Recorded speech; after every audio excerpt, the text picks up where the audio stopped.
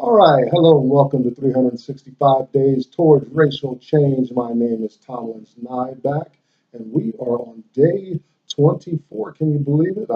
It's hard to believe for me. 24 straight days coming at you with information, updates, insights into Black um, America versus white America, Black life in America, white domination, how all these things fit together, the roots in slavery, and how and if these elements still persist today, which is brings me right to my reason for this segment. Is we're going to be talking the next couple days about uh, laws that came out over and over again to just continue to push the slave to the edge, marginalize the slave, and enable white power to gather more resources and control of this great nation with all kinds of wealth,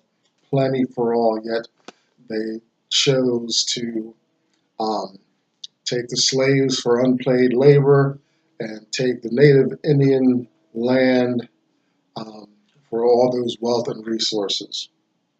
But this is for and about black folk, okay? I am informed and caught fire from a mutual friend of a man named Dr. Claude Anderson. Um, he has no idea I'm doing this work, um, but I find it so relevant. It has answered a lot of the questions that I have in my life. Some of the brick walls I've fallen headfirst into, some of the traps that all other races seem to know except black people. His first book, I bought a couple of his books. I think his three primary books, I would say, is a Black History Reader, 101 Questions You Never Thought to Ask. And trust me, if what the things I'm saying to you today don't make sense, you need to read that book first and get the gist of what gives me so much energy, especially if you're black. Second, black labor and white wealth and search for power and economic justice in America, which we really need. And we are referencing this book the next couple of days heavily. And finally, Powernomics, National Plan to Empower Black America.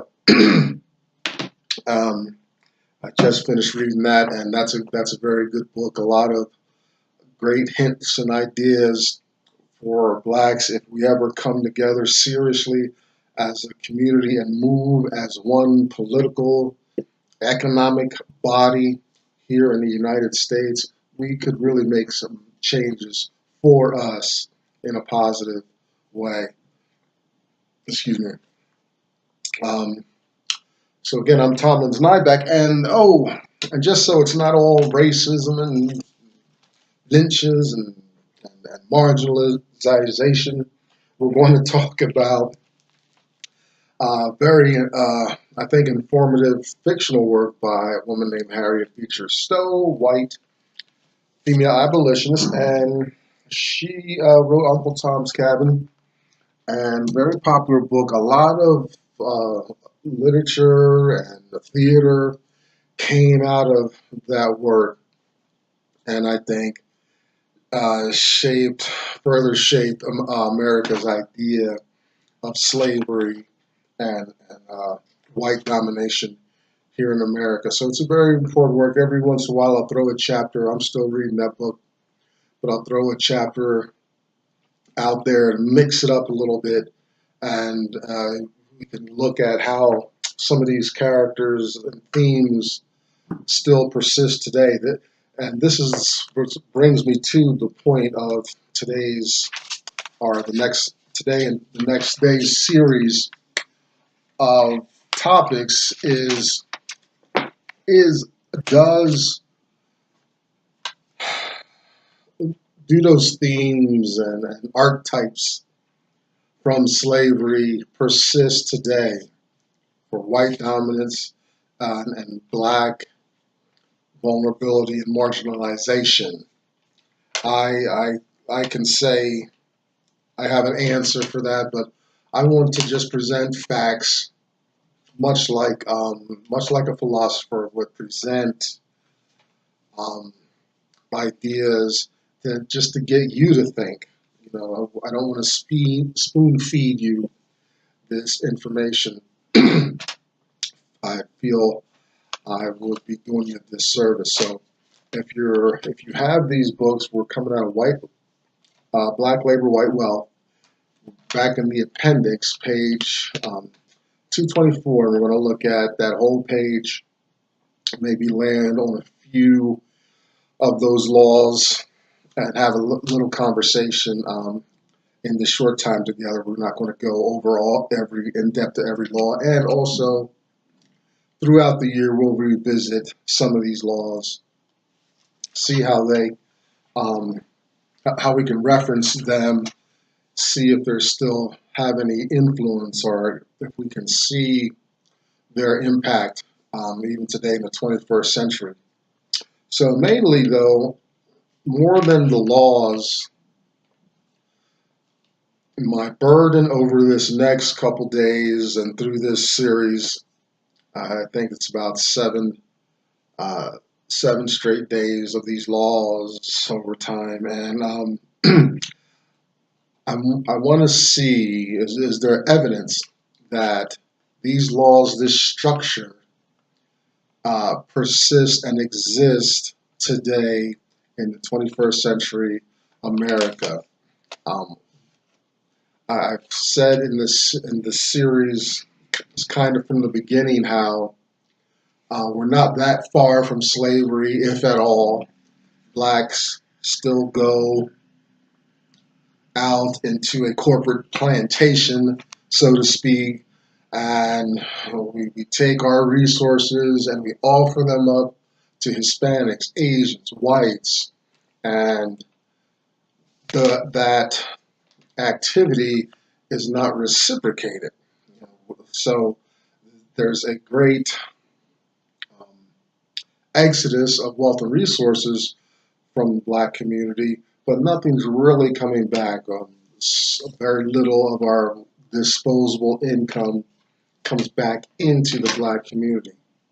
And that's a very disturbing statistics, where with whites on the top of this economic food chain, um, they're living off double wealth, their own, and they're still getting wealth generated essentially from the free labor of blacks in a way. I can come and go, but the consequence if I don't participate and produce is that I still lose freedoms. I become kind of economically sequestered. I suffer extreme loss, and it takes a lot of time and resources to get back to a place where I can maneuver again, make choices, and live the appearance of freedom. So that's my concern with these. The idea is if I invite you into my house and I micromanage every step you take, every bit. If I offer you a meal, and I tell you point by point how to eat the meal, how to treat my pets, my children, who you can talk to, when you can talk in the house. If I'm just always on top of you doing all this crazy stuff, by the time you leave my house, you're going to be insane. I feel like it's the same way here in America. The blacks, there's a conditioning, and has the conditioning for blacks been passed down, and does that continue? Also, on the other slide, does the conditioning for white, you know, dominance and entitlement prevail? Is that passed down kind of invisibly, mentally, down through the generations? and ages, and are this constant um, changing of laws and enforcing of harder, stricter laws a piece of getting that moving that mental phenomenon along? Okay. Also, you know, blacks aren't playing the competitive economic race properly. I told the story. I like NASCAR as car racing.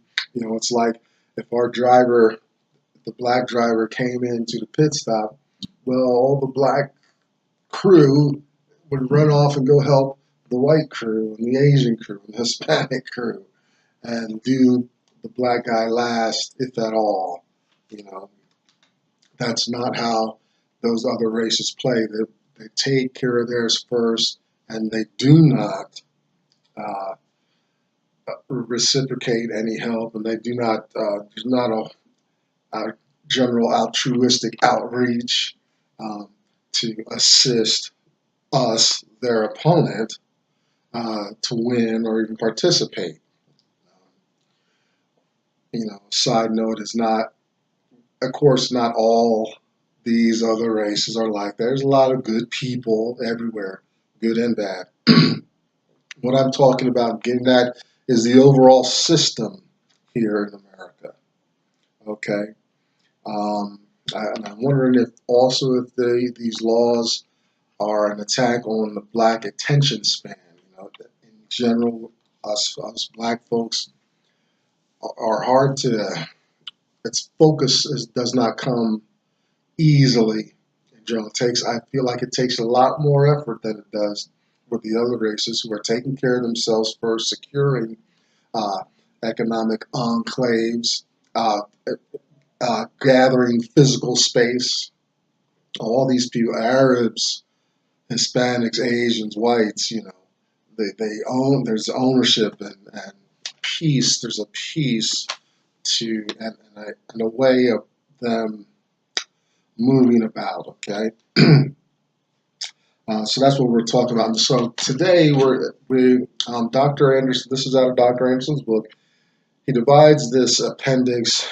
There's two parts. There's a north and a south, and the south has more entries. Because it's addressing slavery, the slave laws, and all kinds of codes and stuff like that. So yesterday we looked at a couple years, early 1600s up to 1775. Today we're going to start at 1775 up to 1819. And so, I'm going to go down here, and I got two or three highlighted here that I want to talk about. First one's the North Carolina manumission law. And if you remember, I think it's Virginia who had the same law, 1775. You can you fact check me on that, but there was another state had it. But it was if the slave performed a great deed, made an invention, enriched his master, or saved the master's life, or especially informed on slave uprisings and revolts, that slave was eligible for meritorious manumission, which meant his or her freedom. Okay, 1790, first naturalization law. Congress declared the United States a white nation. Interesting, that's the first naturalization law. I wonder if there's more coming up. Now, this isn't in this particular section, but in 1791, a year later, there was the Haitian Revolution, and the slaves in Haiti revolted against their French oppressors and slave masters, and they won. And shortly after that, there was the creation of the Second Amendment, the right to bear arms. And this is an instance, I believe, of these laws coming into effect as a response to what's going on in the world. You didn't want your slaves hearing about the Haitian Revolution, which I'm sure is impossible to talk about, even though Haiti's an island, off the Atlantic Ocean there. And you don't want them to be encouraged to revolt or anything like that. You've tried meritorious manumission and other ways to keep slaves from gathering and whatnot, but now, you're give the right to bear arms. And remember, the blacks are not included in the Constitution. They're 3/5 of a human being. Nowhere do I see that being overturned. So here I am, I'm an American citizen, yet the Constitution, the law of the land says I am 3/5 of a human being.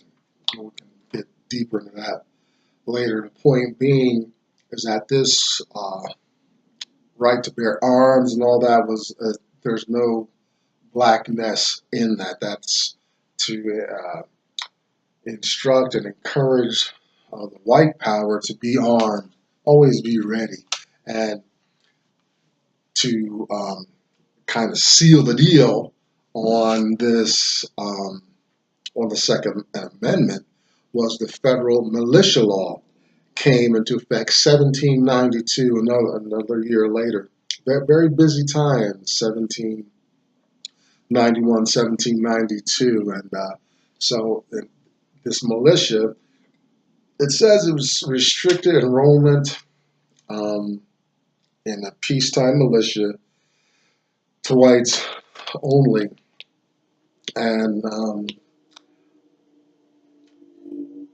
it's more, again, it's more of a response to the fear of the slaves rising up and making a stand, keeping them unarmed and not allowing them to participate.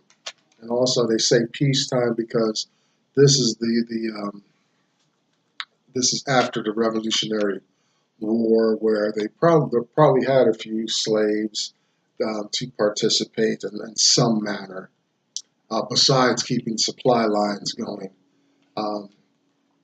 for the colonists, the rebels. 1793 Fugitive Slave Law Act discouraged slaves from running away, and it protected the planters' invested capital. It was it sounds like it was like insurance if the slaves ran off. 1793 Virginia's migration law came into effect. It forbade free blacks from entering the state. A couple states did that. Free blacks. If you're free, you don't even want you in the state. You don't want your uppity black ass messing around with, messing up the heads of our slaves. You walked around free and whatnot. 1806 Louisiana migration law. No free black males over 15 years old. Okay. Once you get 16 and up, you become a threat to what's going on. 1809 Congressional Mail Law. Blacks can't carry U.S. mail. 1811 Kentucky Conspiracy Law, and made conspiracy among slaves a capital offense. That's punishable by death, I'm guessing, if they hear you are organizing for some mischief against the white power. Here comes some poll taxes. 1813 Virginia poll tax. Okay, exactly $1.50 tax on blacks who were forbidden to vote. Blacks were broke anyway, but they put a price on it, so there may have been some minor type of gratuitous commerce going on where blacks had a little jingle. But back in 1813, $1.50 is a whole lot of money, actually. 1814 Louisiana migration law. No free blacks could enter that state. That's 1814. 1815 Virginia puts out another poll tax 2 years later, requiring free blacks to pay $2.15. $2.50 so whites could vote. 1816 Louisiana jury law provided no black slave could testify against a white person.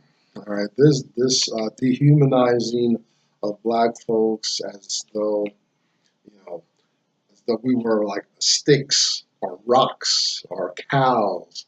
We had no say in speaking out or up against abuse and anything of that nature. And what it is we're going to talk.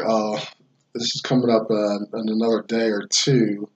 I'm thinking 2 or 3 days maybe. The Dred Scott decision, which I don't know the wording exactly, but it's the same flavor as this 1816 Louisiana jury law that says no black slave could testify against a white person. The Dred Scott decision, the Supreme Court decision, was very telling. I want to give that to you exactly. We got a few minutes here because it's important. We're 3/5 of a human being. We are dehumanized. We are marginalized, and all this is going on.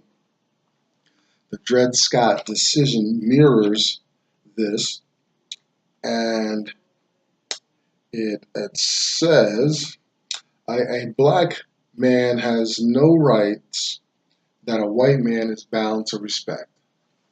You talk about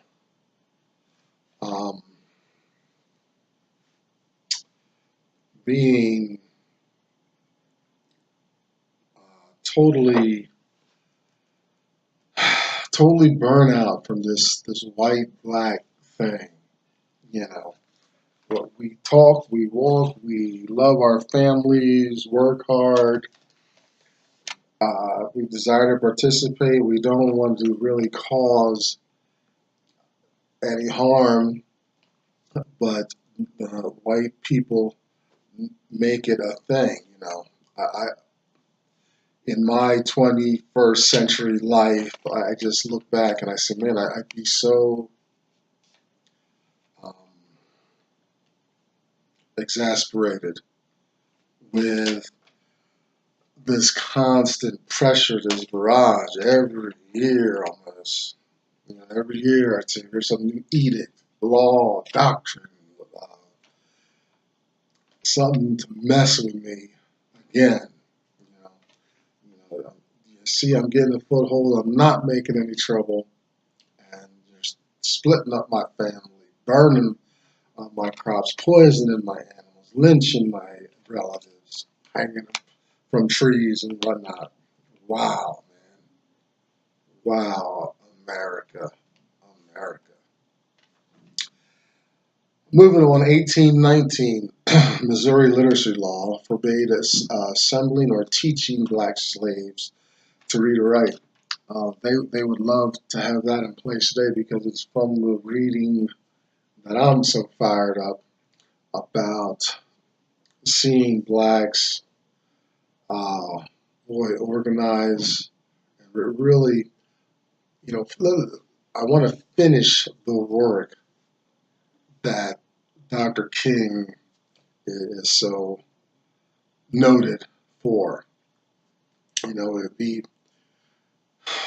got a foot in the door, we got a toehold in the nation as black folks, but we didn't get wealth and resources. We didn't get a real seat at the table. We're not a part of the franchise. We support the franchise, the American dream, for immigrants, for everybody but ourselves. So little comes back to ourselves. Now, fortunately, today, Dr. Anderson. Oh, there's a business guy. I've taken some business classes and whatnot. His name's Dr. Boyce Watkins. Um, you can find him at the Black Business School. You know, and there are communities speaking up. We're talking, oh, but if we could just organize, you know, and take civil rights and social integration. Um, well, actually, Dr. Anderson would like that to go away because those were failures in the fundamental sense of us being uh, part of the American machine, where there's reciprocation and there's economic stimulation that goes both ways, through um, through the nation. But right now, Dr. Anderson talks about vertical integration and ethno aggregation. Those two terms, we'll get into them deeper, but they happen within the communities. They happen inside the Jewish community. This happens. It happens inside the white community, Asian community, Hispanic community, Arab community, and they lock us out either with religion, language, or color, or a combination of that. The point is they keep blacks out, and when we um, spend with them, support them through Walmart. I wish I could organize just a month-long Walmart ban. No blacks go to Walmart for 30 days, or the whole, February is Black History Month or something like that. It'd be nice if we make that month. Um, no Walmart, and I say no Walmart because Walmart is nothing but a giant Chinese outlet of services and merchandise. Um, it's it's sad, when I go to get things I need, I'm stimulating the economy and supporting the people that don't necessarily like me. They like my money and all that, but they ain't inviting me or people like me into their business. They're not buying from black folks. Dr. Anderson tells a story numerous times through these three books about how um, blacks approached, the Chinese or some Asian group and to do some business, and the Asian group refused them. So the blacks said, "Well, we'll give you 25% discount." Still refused. Incredulous. The blacks go, how can you refuse 25% discount on this product or service? And they said, you don't get it. We buy from our own exclusively. Uh, so, racism is alive in America. You know, they they would squash us like a bug, I guess, if they could. But we spend with them. I bet you if I looked on the tag of this jersey, say made in China, right now there's probably a big, you've seen them on TV, giant cargo ships. It looks like tractor um, trailers stacked up. I bet you there's one coming right this way. They probably have a whole logistical system. And it probably goes like clockwork. You know, um, come and drop off all that stuff here in America. I don't know what they're taking back to China. I know there's rumors of trade wars and stuff like that, but blacks don't participate in that. We're a consumer class. So this set of laws, we landed on the first naturalization law, federal militia law, how that's connected to the Haitian Revolt and the Second Amendment, and Missouri literacy law. Of course, you don't want your slaves to read because then they would question, why is this like that and that. But because I'm reading something here, I'm understanding, and you, master, are not living,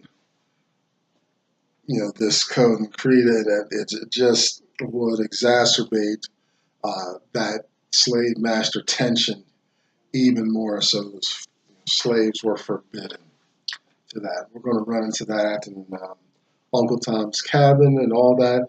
I've seen it in the world. To see a grown man that can't read, that's quite a phenomenon. But I've seen it. I take my education for granted, and I'm glad. I love to read. I like to read. So read the brief notes. Check in with me. Email me because I know this. I don't have a big social network. This is the thing. This is actually just my personal project of love here in the 21st century this year.